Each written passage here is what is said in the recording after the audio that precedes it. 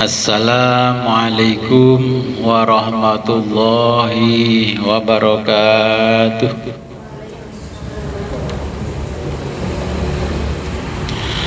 Bismillahirrahmanirrahim. Alhamdulillahi rabbil alamin. Wassalatu wassalamu ala asyrafil anbiya'i wal mursalin Sayyidina wa habibina Muhammadin wa ala alihi wa sahbihi ajmain. Amma ba'du, la khawla wa la quwwata illa billahil aliyil azim. Alhamdulillah, pada sore hari ini kita diberikan kemudahan oleh Allah dan kenikmatan yang sangat luar biasa, sehingga kita bisa kembali ngaji kitab Tafsir Jalalain. Sebelum kita mulai pengajian ini, marilah kita berkirim Fatihah terlebih dulu kepada junjungan kita baginda Nabi besar Muhammad sallallahu alaihi wasallam, dan kepada mu'alif kitab Tafsir Jalalain, serta kepada kedua orang tua kita. Semoga dengan berwasilah ini kita diberikan kemudahan untuk memahami tafsir Al-Quran. Ila khadratin Nabil Mustafa Rasulillah Muhammadin sallallahu alaihi wasallam wa ala alihi wa sahbihi wa ala wa dzurriyyatihi wa ibadihi wa jami'i ashabil kiram. Syai'lillahi lahumul Fatihah.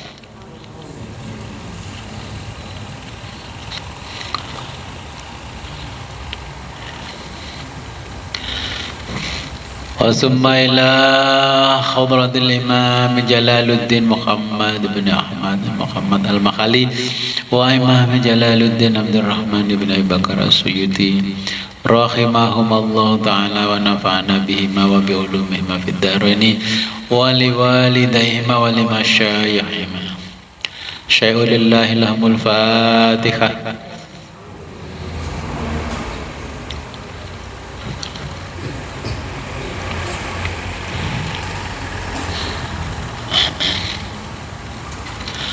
وثم إلى أرواح آبائنا وأمهاتنا وجداتنا وأصولنا وفروعنا وعلى الحاضرين في مجلسنا هذا. الفاتحة. أعوذ بالله من الشيطان الرجيم.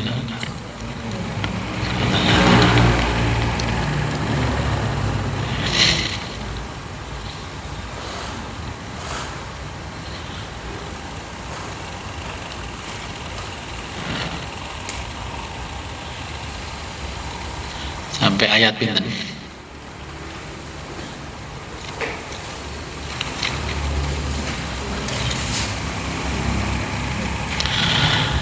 Wal walidatu.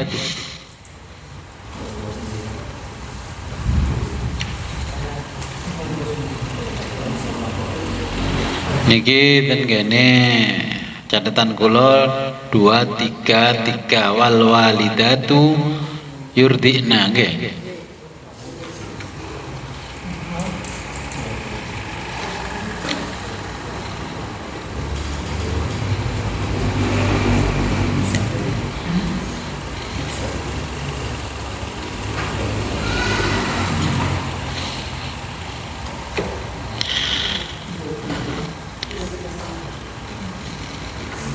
Pun sami tau panggih. Mboten panggih ten ngandhape malih ngandhape paling pas mboten ngaos. Bismillahirrahmanirrahim. Qala Allah Ta'ala wa huwa asdaqul qailin. A'udzu billahi minasy syaithanir rajim. Bismillahirrahmanirrahim. Wal walidatu, dan para ibu.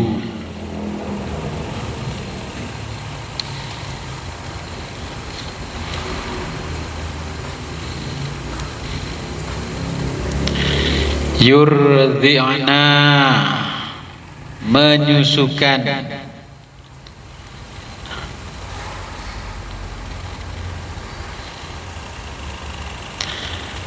Ai maksudnya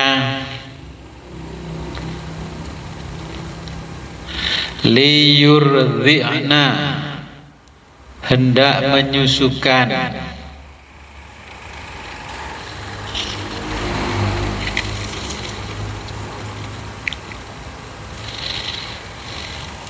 Auladahunna,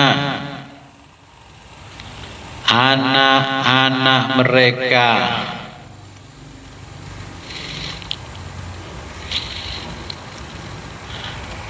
Haulaini, selama 2 tahun.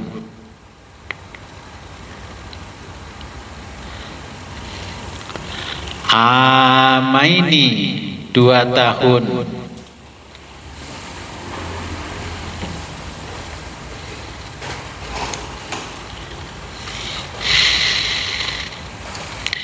Kamilaini, penuh.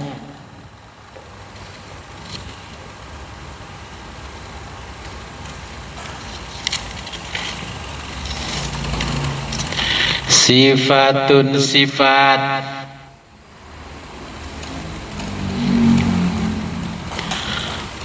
Muakkadatun, yang memperkuat.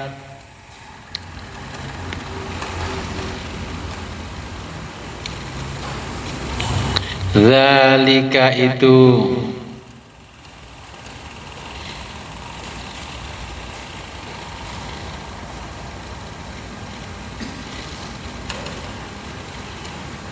Liman, bagi orang.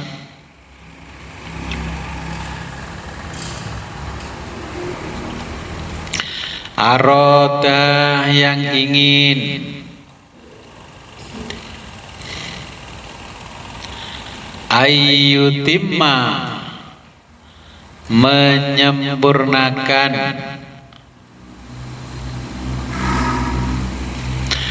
Ar-radha'ata, penyusuan.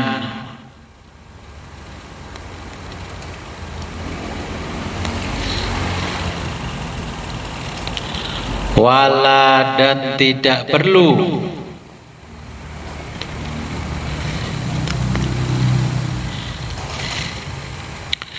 Ziyadata alaih, ditambah lagi.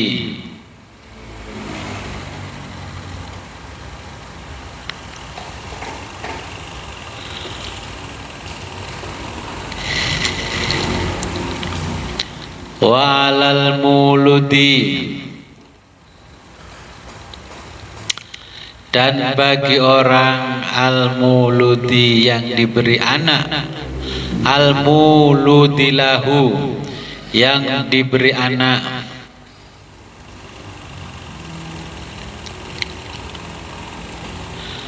Ayil abi, maksudnya bapak.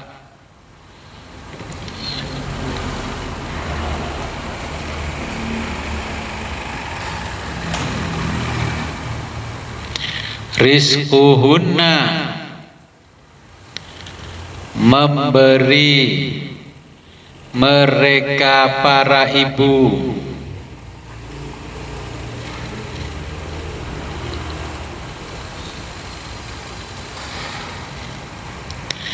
It'amul walidati, it'amu, makanan. Al-walidati, para ibu.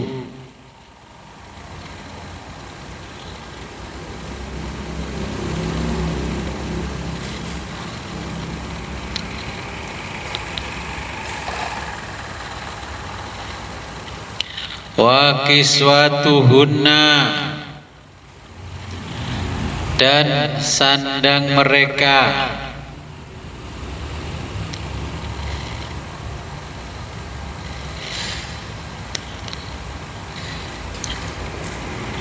Alal irdoi,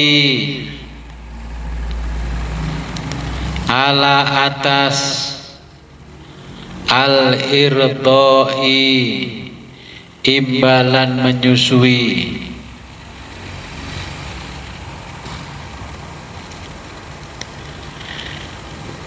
idza kunna ketika para ibu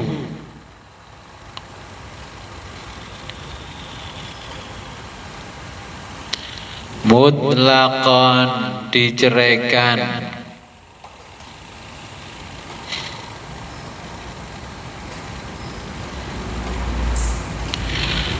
bil ma'rufi dengan baik-baik,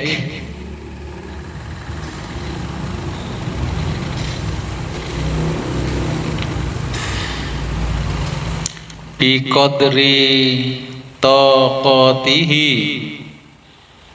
menurut kemampuannya,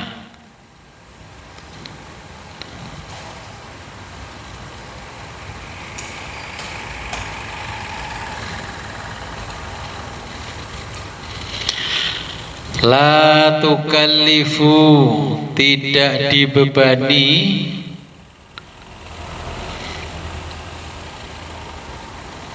nafsun setiap diri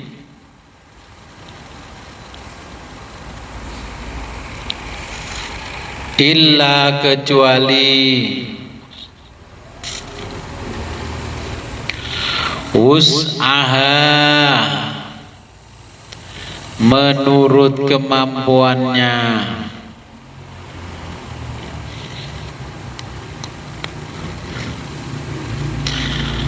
taqataha kesanggupannya,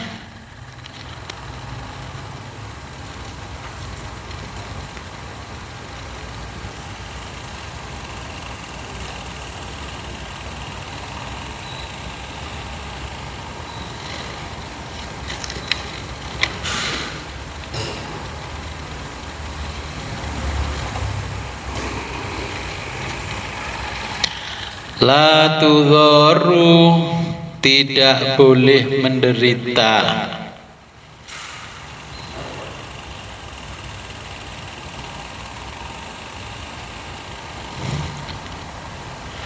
walidatun seorang ibu,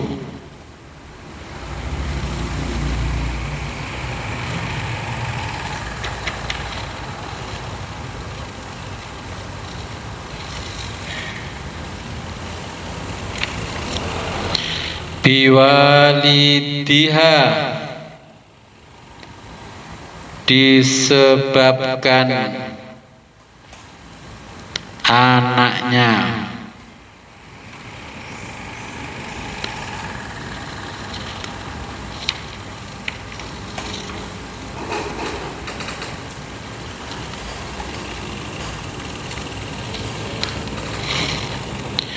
bisababihi disebabkan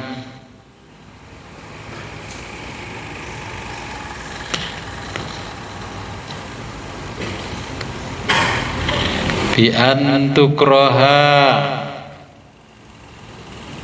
karena dia menolak,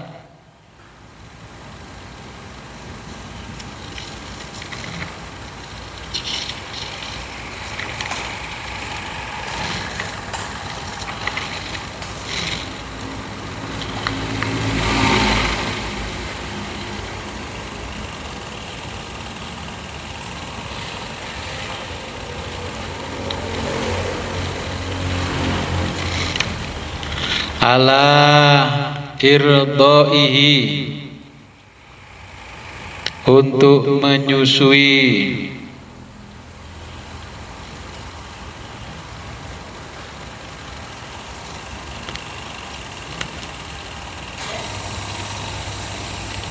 idza imtana'at ketika imtana'at dia keberatan,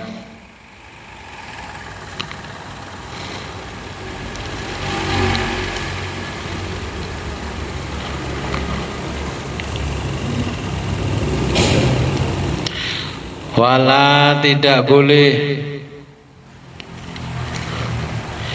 yudhara menderita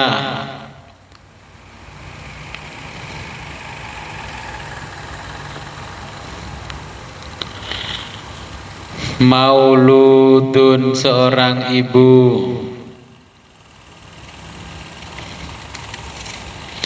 lahu yang diberi anak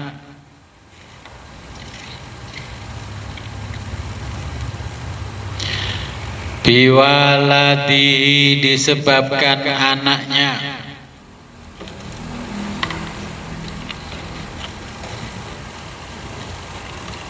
ai bisababihi maksudnya bisababihi disebabkan anaknya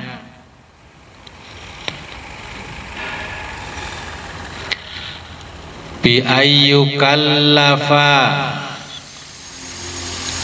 diberi beban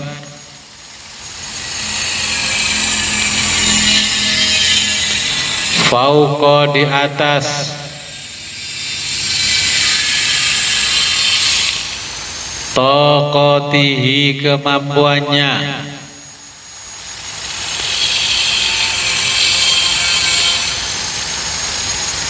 wa idhafatul waladi wa idhafatu dan mengidhofahkan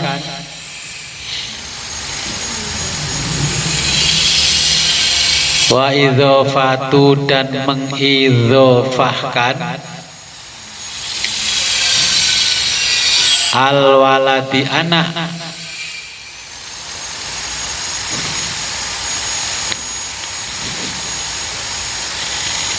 ila kulli kepada masing-masing minhuma ibu dan bapak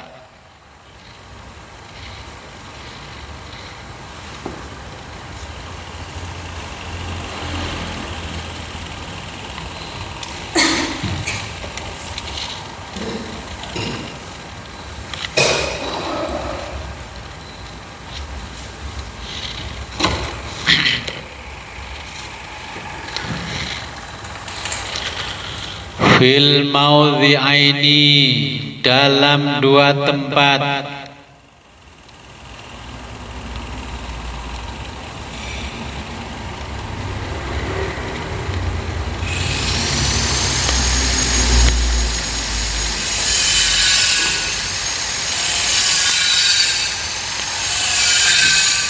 lil istiqtafi karena keprihatinan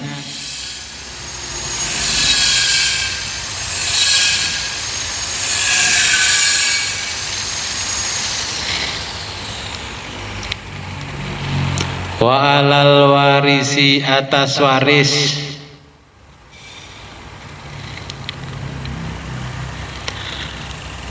ai maksudnya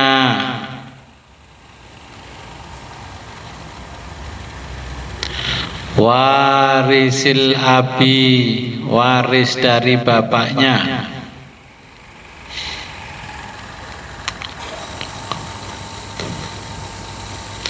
wa huwa yaitu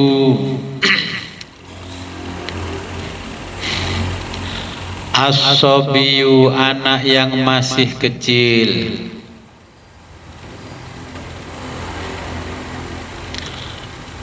ai maksudnya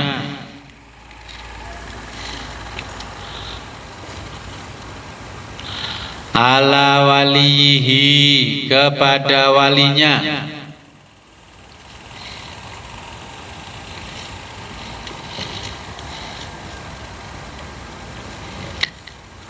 fi malihi yang mengatur malihi hartanya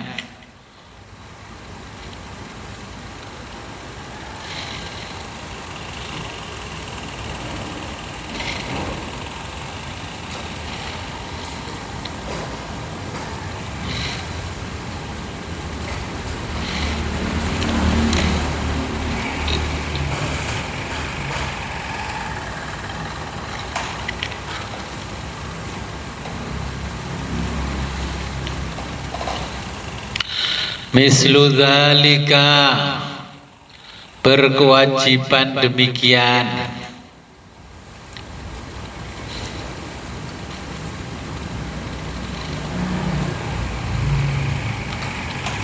Alladzi, yang kewajiban,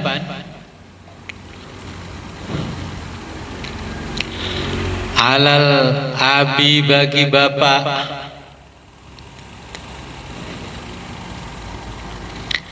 lil walidati, kepada ibunya bayi,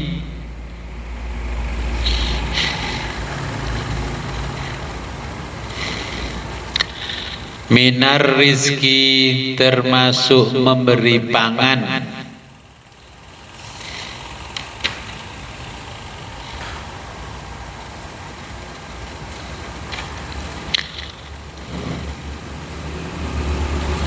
wal kiswati, dan sandang,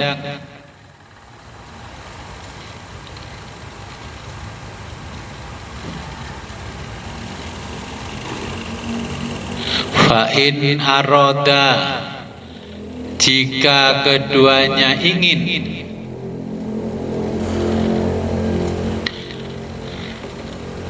ayil walidani,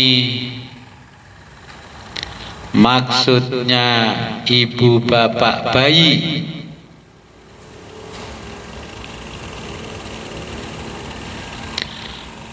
fisolan, menyapih,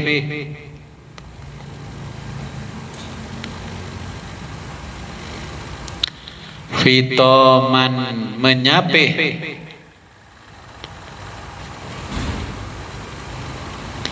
lahu, anak bayinya,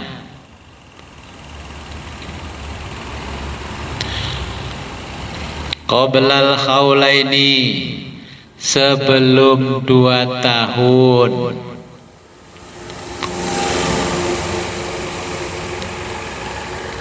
sodiron, timbul, antarodin, kerelaan.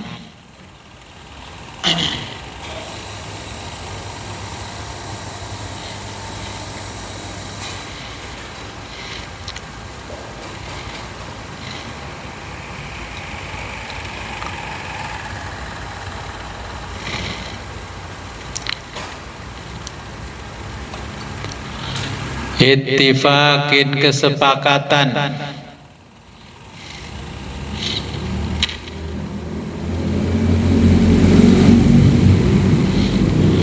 minhuma, dari keduanya, bapak ibu, ya, keduanya kembali ke bapak ibu. Watasyawurin, dan hasil musyawarah, bainahuma, di antara keduanya,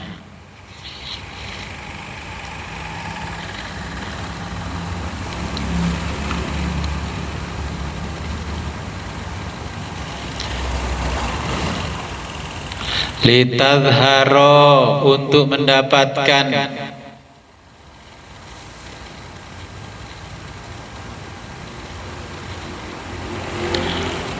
maslahatus sobiyi, kemaslahatan as-sobiyi, bagi bayi,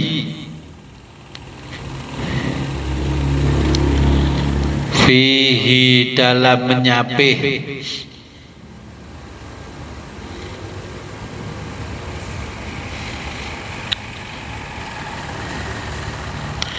fala junaha,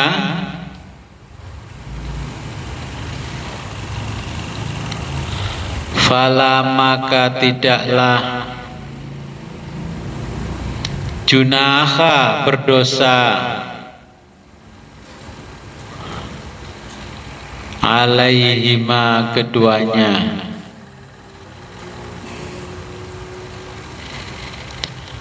fidzalika, yang demikian itu,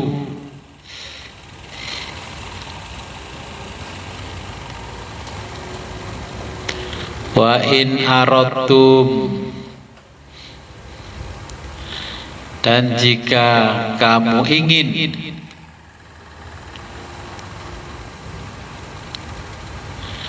khitabun, khitab ini ditujukan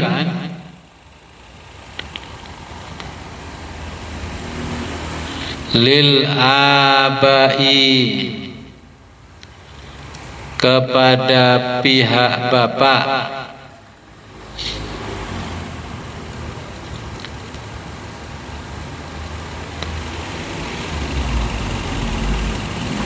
li antastardzi'u, untuk menunjukkan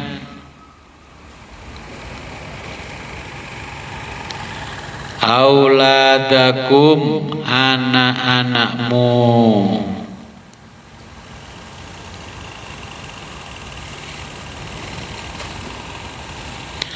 maradhi'a, disusui,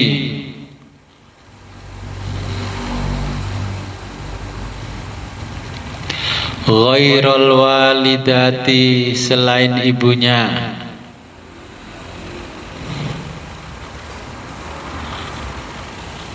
fala, tidak ada, junaha, dosa, alaikum, bagimu,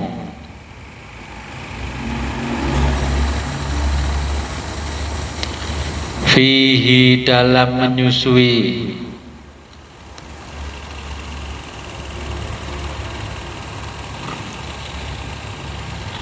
idza sallamtum, jika kamu menyerahkan, ilaihinna, kepada orang yang menyusukan,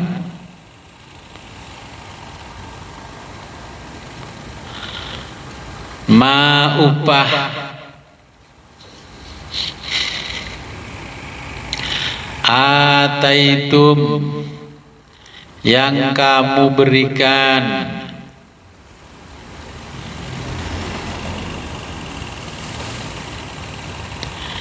ai, maksudnya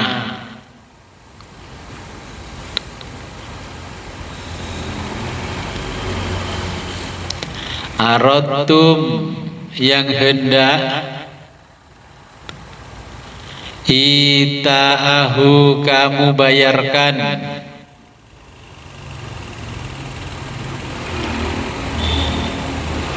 lahunna, kepadanya, minal ajroti, dari upah, bil ma'rufi, secara pantas,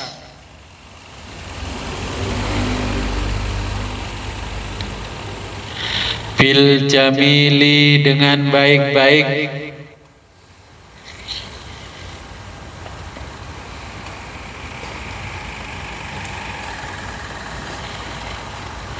kati bin nafsi, seperti dengan kerelaan hati,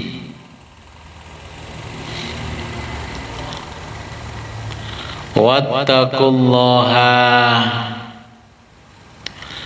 dan bertakwalah Allah, kepada Allah, wattaqullaha, dan bertakwalah kamu Allah, kepada Allah,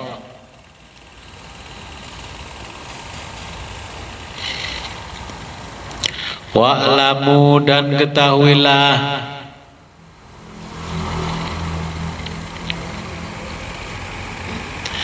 annallaha, bahwa Allah,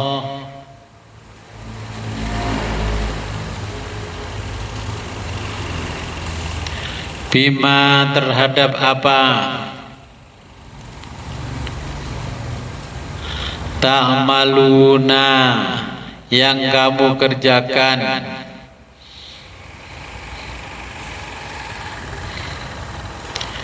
Basirun, Allah Maha melihat.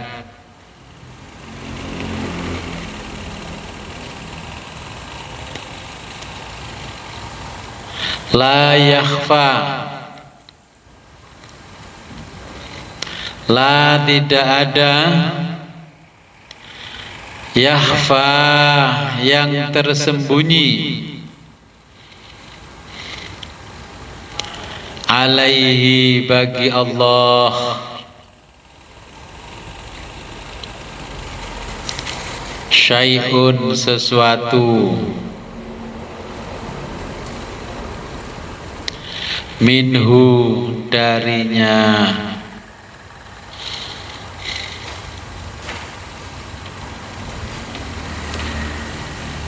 Saya jelaskan, ini panjang sekali ini. Ini lanjutan yang kemarin tentang menyusui.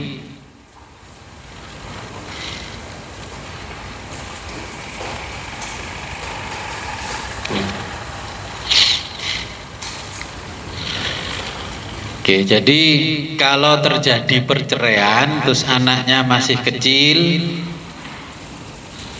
maka bapak punya kewajiban memberikan upah pada ibunya, bukan nafkah lagi, upah, karena menyusui anaknya. Tapi hari ini, sekarang ini kalau ada perceraian ya sudah, anak ikut ibunya ya wis, boho cari ibu, bapaknya sudah nggak mau ikut campur, ya. Padahal kewajibannya dari Allah, kalau suami istri cerai, anaknya masih kecil, masih menyusu, ya ibunya harus dikasih uang gantinya susu. Katakanlah kalau susu Denko 80.000, habis berapa kali satu minggu, ya itulah gantinya uangnya, dikonversi dengan harga susu. Tapi faktanya ketika terjadi perceraian anaknya masih kecil, ya itu diabaikan oleh umat Islam. Kayaknya ya hampir tidak pernah menjumpai saya. Kalau cerai anaknya sudah besar, katakanlah TK ke atas, apalagi perguruan tinggi, ya bapaknya masih berkewajiban menyekolahkan, tidak berkewajiban menafkahi ibunya, tapi berkewajiban menyekolahkan anaknya.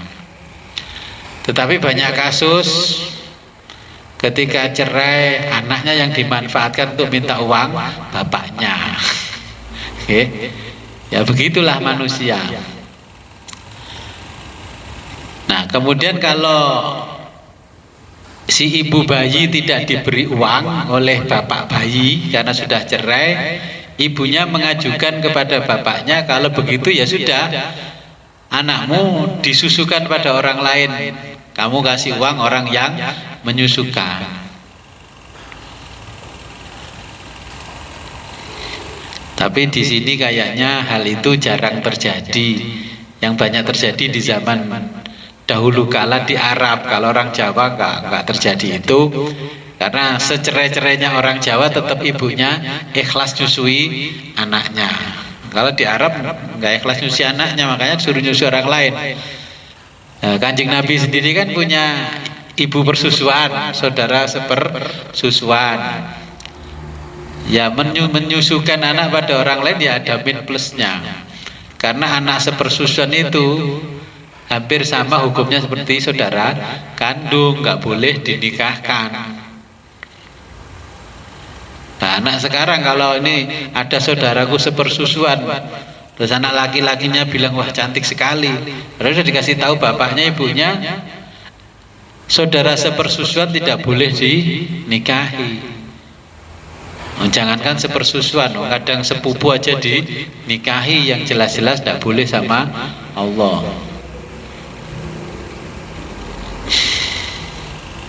Selain biaya untuk menyusukan, juga wakiswatuhunna, yaitu sandangnya. Tadi yang pertama menyebut pangan, yang kedua adalah sandang. La rizkuhunna, memberi mereka para ibu. Jadi kalimat rizki di dalam Al-Quran itu artinya pemberian. Makanya jenengan jangan doanya keliru. Ya Allah, saya minta rizki, ya minta pemberian, ya saya paring-paring toh. Tapi karena orang kadang minta rizki itu dalam pikirannya, hatinya mikirnya minta uang banyak, harta banyak. Oke, di Quran itu yang namanya rizki itu bukan uang. Ya, uang itu termasuk, harta termasuk rizki. Tapi ketika meminta harus jelas yang diminta apa. Ilmu itu juga rizki, badan sehat juga rizki, anak pintar juga rizki. Loh, makanya saya sering mengatakan kalau minta mobil, mintalah langsung saja mobil atau duniawi yang banyak. Minta uang yang banyak, karena kata rizki itu artinya pemberian di dalam Al-Quran. Allahumma rzuqna ilman nafi'ah. Ya Allah, berilah aku ilmu yang bermanfaat. Nah, Allahumma rzuqna rizki. Anak soleh, solehah itu juga rizki. Anak bisa hafal Quran sampai di wisuda, ya rizki. Ya, saya sudah minta kok gak dapat mobil jelek-jelek Avanza 2010, dan mintanya rizki. Jadi mintanya ya bukan karena rizki itu artinya pemberian, okay? Nah, makna kata pemberian ya, Gusti kula nyuwun sak paring-paring dikek 5.000 glunding lho. Maksudku mangga kan njaluk ngono, njaluk 2.000, 200.000, 2 juta kayak 5.000. Jadi rizki itu artinya pemberian ya. Makanya ada kata mal, harta benda. Makanya kalau minta rumah mewah ya harta benda, mobil mewah harta benda. Ya. Kalau minta uang artinya minta mal. Ya, materialisme, materi. Ya. Minta materi, uang yang banyak. Kalau sudah berbentuk uang, berbentuk harta benda itu dunia. Kalau masih sebelum jadi dunia itu uang, berarti minta materi yang banyak. Ya, isinya uang, ya. Bekerja kita dimudahkan oleh Allah, ya minta materi. Ya. Kita ngitung begini, saya jualan barang ini keuntungannya satu item itu 20.000. Kalau saya minta uang kepada Allah satu harinya 500.000, berapa item yang harus saya jual? Ya 500.000 dibagi 2, berarti 25 item yang harus laku. Kalau itemnya bentuknya kotak kardus ya 20 kardus. Ya Allah, saya minta rizki. Ya Allah, saya minta barang saya laku setiap hari itu minimal 20 kardus yang di dalamnya ada materi 20.000. Ya Allah, saya minta rizki yang banyak. Ya sudah, dikasih, bisa menghirup udara gratis ya rizki, bisa mengeluarkan kentut besar duit itu ya rizki, kecil ya rizki. Coba lah nggak bisa kentut ke rumah sakit nyoblos bokong jutaan ya. Jadi jangan salah pengertian. Terus ketika tidak diberi oleh Allah, jangan jadi ngambek, memberikan celaan-celaan kepada Allah. Ini Allah memberikan tuntunan, kalau cerai ya, kalau yang punya anak kita laki-laki, kita pihak laki-laki, anak kita menceraikan istrinya, kita ditanya, nah istrimu tetap kamu kasih uang enggak untuk biaya menyusui anakmu? Enggak Pak, biarin aja Pak, biar kapok Pak. Loh iya, memang biar kapok, tapi kewajiban kamu tetap itu anakmu, tetap menghidupi, menafkahi anakmu dengan cara mengganti uang susunya ibunya. Kalau kamu nggak mau ya sudah, susukan sama orang lain atau belikan susu kaleng, susu kotak. Susu kotak mahal Pak, 1 minggu habis sekian. Loh lah iya, kalau susu kotak 1 minggu habisnya 1 juta, ya sudah, mantan istrimu kasih 500.000. Nah, tapi karena kadang cerai bapaknya ikut mangkel jarno kapok rambut anak gak dilewangi wong lanang. ya itu faktanya ya begitu itu. Ya memang berat kalau kita mengikuti syariat ya. Syariat itu kan agama. Wah, berat sekali. Dipikir kalau sudah punya anak berhenti di situ, kalau sudah cerai ya enggak. Nah, ketika anak masih kecil, ya bapaknya bayi meninggal, anak itu juga dapat warisan sebagaimana hukum waris berapa. Siapa yang menerima? Nah, di Quran disebutkan walinya, yang menerima walinya. Walah rek cilik sapa sing ngaten nampa. Loh ya, dia punya hak kasihkan walinya. Urusan sama walinya ditilep itu sudah urusan dia, bukan urusan bapaknya yang meninggal, bukan keluarga yang meninggal.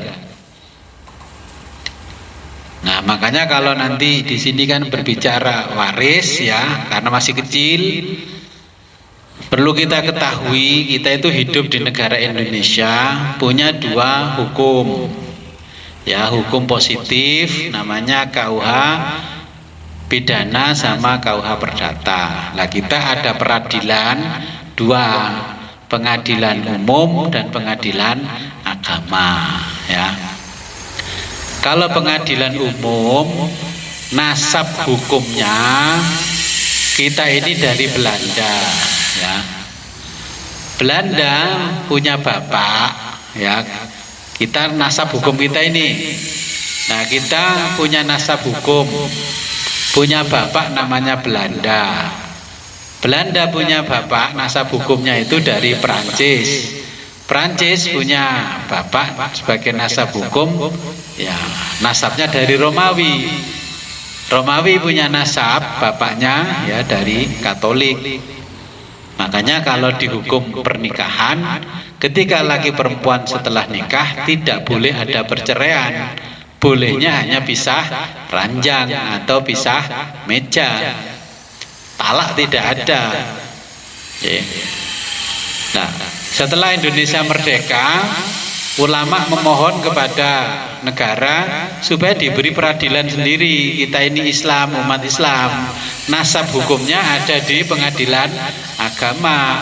Nasab hukumnya ada di Quran dan hadis. Berarti nasabnya Kanjeng Nabi. Jangan salah. Makanya ketika bicara agamanya Islam, nikahnya di KUA.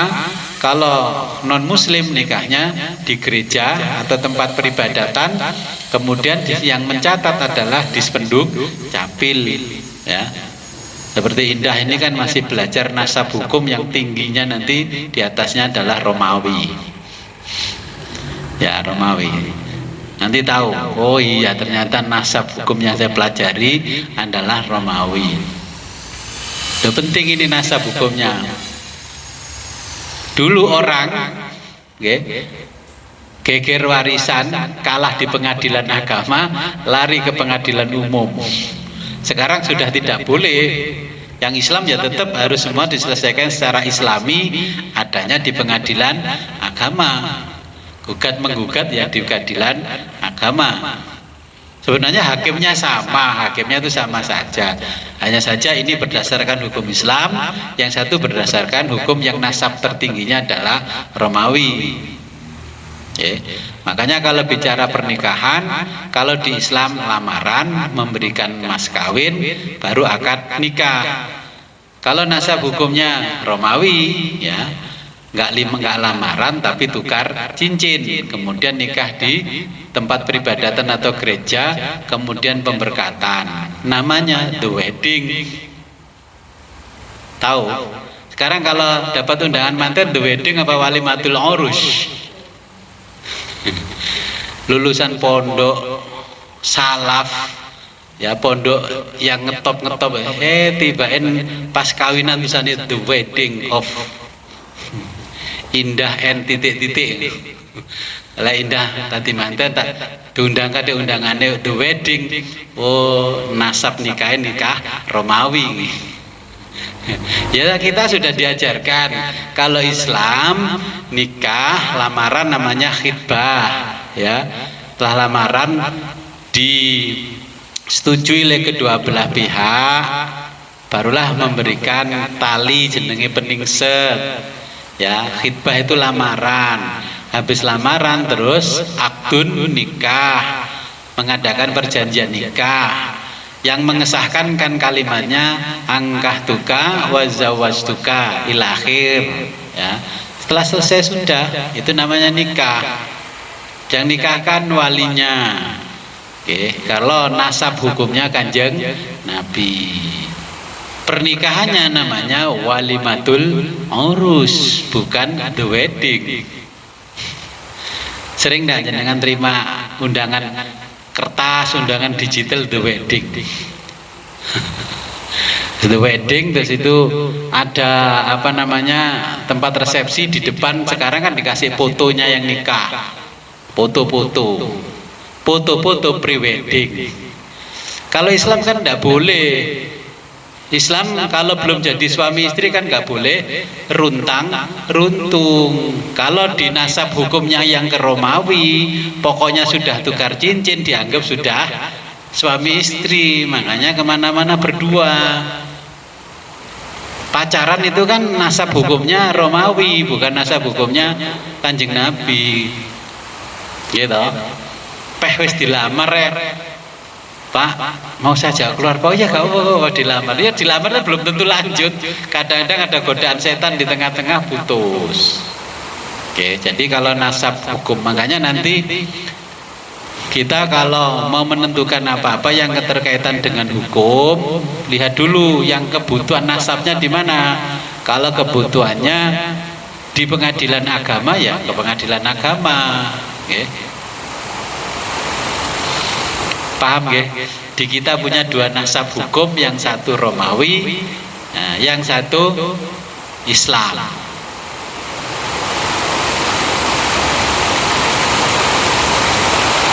Hukum perikatan di kita ya, seperti yang mengatur KUHP, pidana, perdata, itu semua sumbernya dari Belanda. Sebenarnya dulu sebelum Indonesia dijajah Belanda, hukum yang berlaku di Nusantara ini adalah hukum syariat, ya persis fikih itu. Karena orang Indonesia kalah dengan Belanda, akhirnya semua dirubah oleh Belanda. Hukum pertanahan ya ikut Belanda. Makanya ada kata-kata ru. Ru itu 2,75 dikali 2,75. Kenapa begitu? Hitungannya ganjil. Kalau 50 ke bawah berarti ikut Belanda. Kalau 50 ke atas persentasenya berarti ikut yang punya tanah. Belanda tidak mau disuruh ngitung meteran karena pas kalau takaran meteran, ganti ru.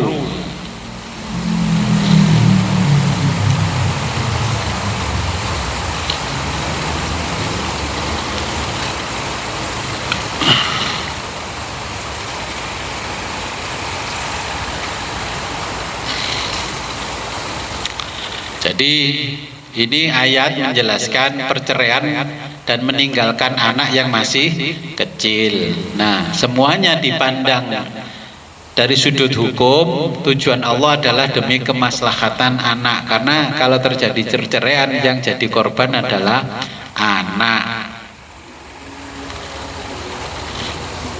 Mungkin ada pertanyaan?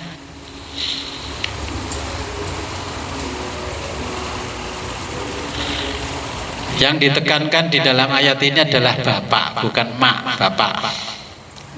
Nggih, monggo. Suami menceraikan istrinya ketika untuk bapak ganteng.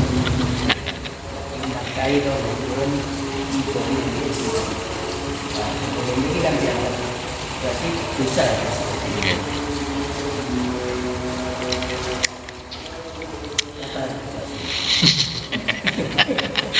Ya untung jenengan pun pensiun.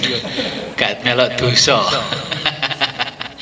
Kalau dulu masih belum pensiun ada warganya begitu, nah, nanti yang dipanggil Gusti Allah pertama pamonge, ini din. Terus pamong yang punya wilayah kan jenengan yang punya wilayah terkecil di pemerintahan kan kami tua. Nah, terus jawabnya bahwa kula riyen dereng ngertos undang-undang niku. Oh, undang-undang nggak berlaku surut, kowe dadi pamong pemerintah gak gelem belajar, tetap dihukum. Jadi dosa besar, ulama besar. Ya, jadi memang Allah mengatur sedemikian rupa di dalam ayat ini untuk kemaslahatan anak. Kalau orang tuanya cerai, anak itu terganggu secara psikis terganggu. Apalagi kedua orang tuanya terus kemudian menikah. Mau ikut bapaknya, ibunya ibu tiri, nggak bersama ibu dari kecil, terus coba masuk kamar nggak bisa bludas-bludus, ya, mau masuk bludas-bludus itu orang lain bagi dirinya. Pokoknya memang Allah mengatur itu demi kemaslahatan si kecil, si bayi. Keputusan orang tua itu, kata Allah di dalam ayat ini kan ya pasti yang dirugikan adalah seorang anak.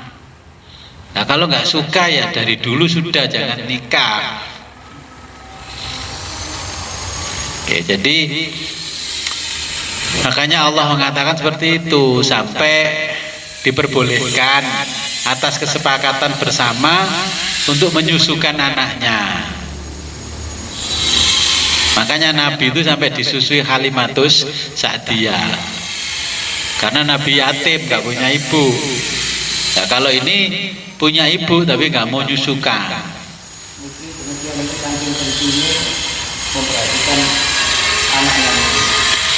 Nah kenapa anak harus disusui sampai haula ini 2 tahun? Demi kebaikan anak, mulai dari gizi, kecerdasan anak itu dari susu ibu, bukan susu kaleng. Walaupun bapaknya sudah cerai gak masalah, tapi kebaikan anak mulai kesehatan sampai kecerdasan. Kenapa sih anak sekarang gopok-gopok gak tangguh itu?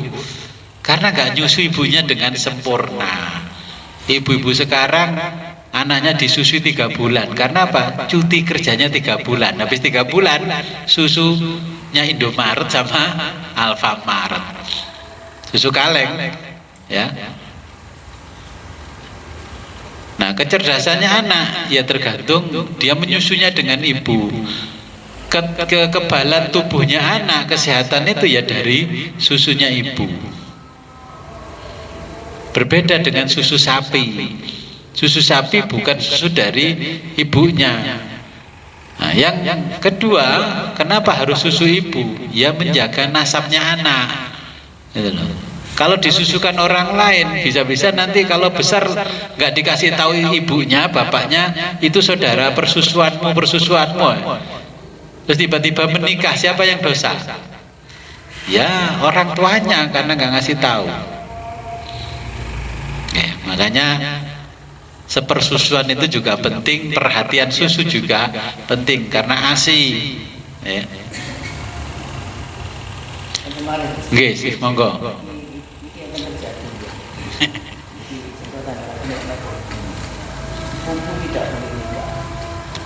Ternyata mikrobial itu dan punya anak. Nah, sebetulnya orang tuanya itu kan tahu kalau itu tidak dikerjakan, tapi ternyata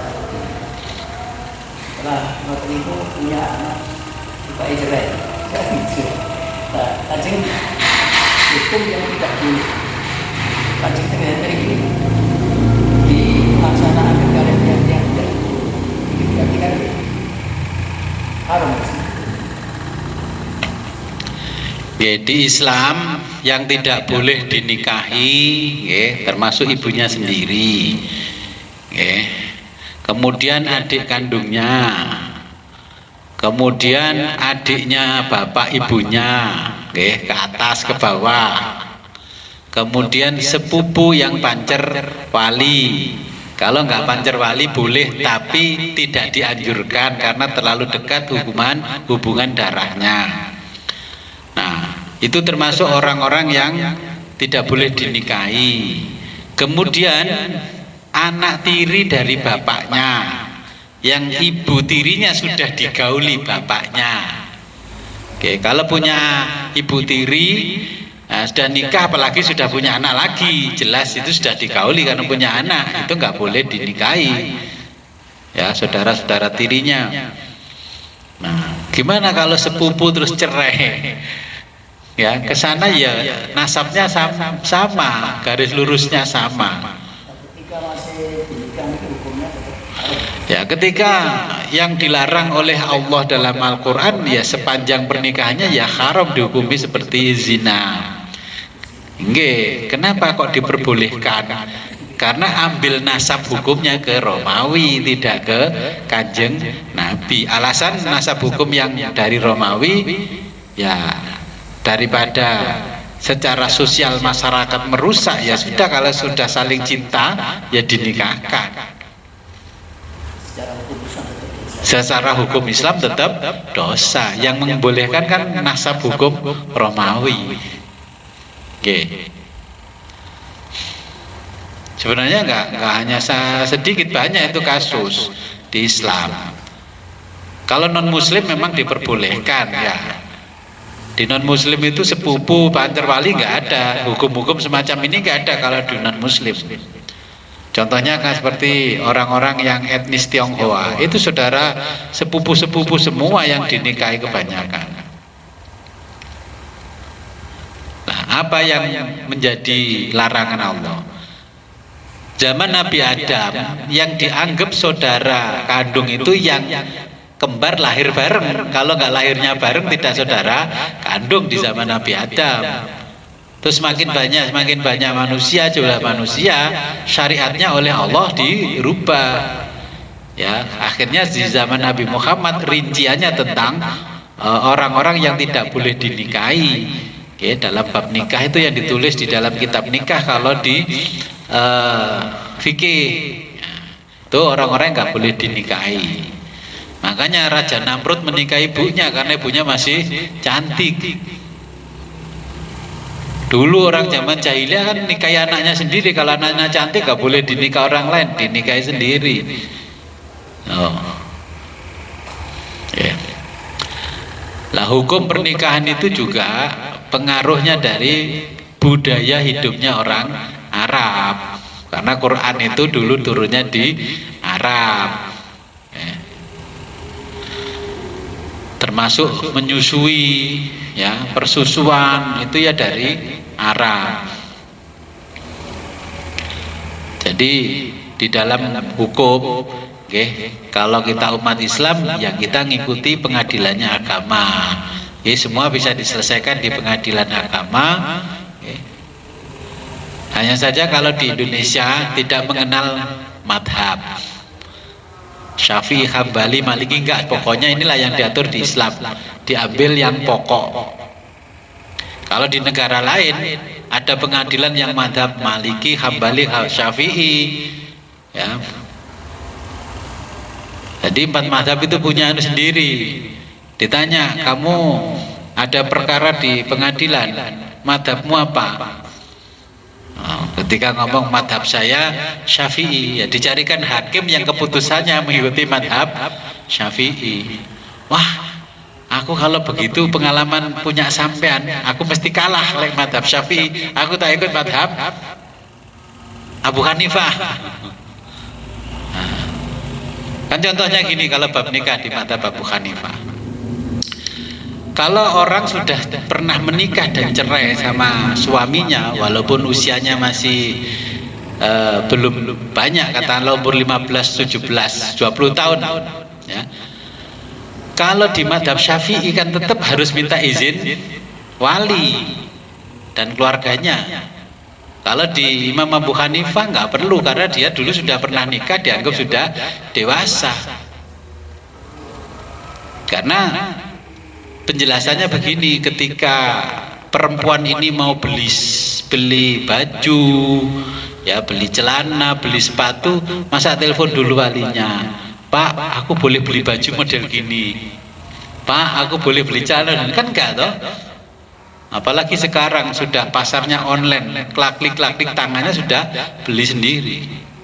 Nah, jadi karena sudah dianggap sudah pernah menikah itu sudah dianggap akil balik yang cukup, nggak perlu minta izin sama walinya. Dia bisa menikahkan dirinya sendiri. Tapi kan nggak ada madhab seperti itu di sini. Madhab di kita tetap harus seizin walinya. Nah, kalau kita punya peradilan agama 4 madhab, ketemu janda cantik, gak usah ngomong bapakmu ya budal nanggone pengadilan beres, ya kan? Gak perlu izin istri, tiba-tiba sudah punya surat nikah sama perempuan lain. Kok bisa nikah pak? Aku mang ganti madhab pada waktu betul. Ya kan? Ya kita nggak punya peradilan agama yang dipandang dari 4 madhab. Coba kalau berdasarkan madhab, kan madhab Syiah juga harus ada. Terus banyak Islam yang tidak mengakui madhab, terus ikut siapa? Ya kan? Makanya di Indonesia itu ada kompilasi hukum pernikahan ya di tahun 70 itu dirubah dan diputuskan untuk menjadi ketetapan hukum yang berdasarkan syariat Islam. Ya, tapi diambil makronya. Pokoknya hukumnya seperti ini, tidak merugikan satu madhab dengan madhab yang lain. Ya. Dan kalau tidak ketemu titik sama pengadilan dibagi rata. Ya kalau jenengan gegeran kok nggak mau ngikuti hukum faraid, dibagi rata sama pengadilan. Karena pengadilan dikasih hak penuh. Ya, di Quran kan pengadilan yang dikasih hak penuh untuk memutuskan. Makanya kalau pengadilan agama begini, kalau laki perempuan cerai punya anak kecil, pihak ibu, orang tuanya ibu, keluarga dari ibu mesti menginginkan anak itu di bawah asuhan sang ibu. Kalau pengadilan nggak begitu. Kenapa? Suami bisa membuktikan di pengadilan bahwa istrinya yang melakukan perselingkuhan. Akhirnya diputus cerai oleh pengadilan, kemudian pengadilan secara otomatis memutuskan bahwa hak asuhnya anak jatuh pada bapak. Karena ibu sudah dianggap tidak bisa memberi contoh baik pada anak-anaknya, maka hak asuhnya diberikan kepada bapak. Nah kalau yang terbukti selingkuh bapaknya, otomatis hak asuhnya diberikan pada ibunya. Jenengan sebagai perempuan jangan bangga, pokoknya hak asuh itu anak pada ibu. Kalau udah di pengadilan bisa 50-50, bisa dagdeg dikakno aku bapake, dikakno aku bapake. Ya dikakno pake aku gak iso ngeret pake maneh iki. Ya kan? Oke, sebelum kita akhiri, mari kita berdoa kepada Allah semoga ini pertemuan kita mendapatkan ilmu yang manfaat, barokah fid-dini wa dunya hatta akhirah. A'udzubillahi minasyaitonirrajim. Bismillahirrahmanirrahim. Allahumma shalli wa sallim wa barik ala sayyidina Muhammad wa ala ali sayyidina Muhammad wa ala kulli sahabati rasulih ajma'in. Allahumma arzuqna fahman nabiyyin wa khifdal mursalin wa ilhamal malaikal muqarrabin birahmatika ya arhamar rahimin. Allahumma ja'al awala majlisina hadza sholahan wa ausadu falahan wa akhir rahmatan wa ni'matan wa takrimatan birahmatika ya arhamar rahimin. Wa sallallahu ala khairi khalqi sayyidina Muhammadin wa ala alihi wasallam. Alhamdulillahirabbil alamin. Al-Fatihah.